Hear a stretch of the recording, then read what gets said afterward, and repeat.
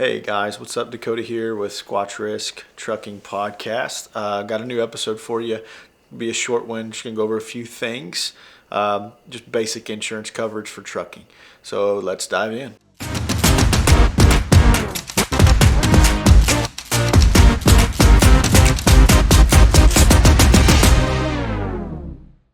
All right, guys, so let's dig in. So let's just say you're getting started in trucking.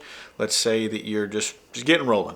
You got your authority, and now there's some insurance questions because the government regulates insurance, and it is what it is, right? So auto liability. Let's start with that first. What is auto liability? Auto liability covers if you are in an accident with somebody and you're at fault. So let's say you hit somebody at an intersection or you pull out in front of somebody, you're at fault in an accident. And so auto liability covers medical payments to the people in the other car and replaces damages to their cars as well. And it can also replace property damage. So a sign, a telephone pole, a wall, whatever it may be. But that's what auto liability is, one of the most important parts and the most expensive part of your insurance policy for trucking. And FMCSA has a regulation. It is government regulated, and the minimum requirement for that is $750,000. But most brokers, whenever you go to haul loads, most brokers are going to require $1 million on that. And so that's one thing to keep in mind. Again, it's the most expensive piece of the entire insurance policy when it comes to trucking insurance, but that's just one section. So let's move on. Second thing that you're going to need probably for your truck and for your trailer is physical damage coverage. So what's that cover? It covers hail damage, it covers theft, it covers a replacement of your vehicle if you're in an accident. And so the insurance is going to pay out just like your personal insurance does. If you have a deductible, $1,000, $2,000, whatever your deductible is, after that's met, then the insurance pays the rest of the value of the truck, usually on an actual cash value basis, or your trailer as well. So that's the basic physical damage. And third on the list, we got cargo insurance.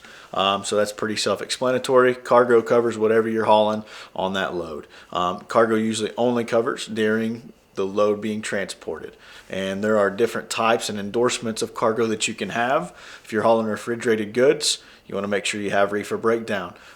If you're hauling hazmat stuff, cargo is going to have to know that and be able to cover hazmat. And so you want to check your policies for exclusions. Cargo usually is the most exclusion heavy when it comes to truck insurance. And a lot of carriers have some of the same exclusions, but every one is different. So that's one thing you want to check your policy for. What can I haul? What is my cargo policy going to exclude? Next on the list, and this would really only apply if you're operating under somebody else's DOT number or authority, and it's called non-trucking liability, or sometimes known as a bobtail policy. And so non-trucking liability, let's say you're hauling for somebody under their DOT number. You're hauling a load, you're dispatched under somebody else's DOT number.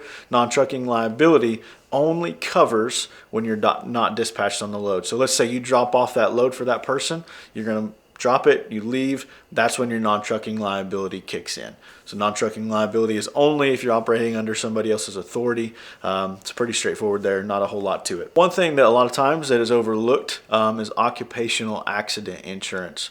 And it almost acts like a health insurance policy in some ways, or a workers' comp policy.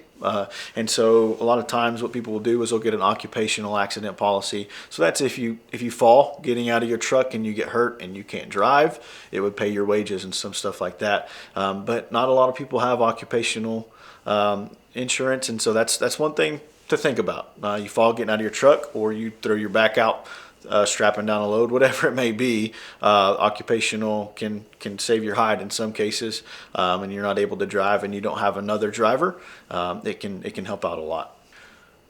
All right, guys, well, that pretty much sums up our trucking insurance basics. If you want some more information, click the link below, or if you're interested in getting an insurance quote, you can also click below as well. Thanks, guys. We'll catch you next time.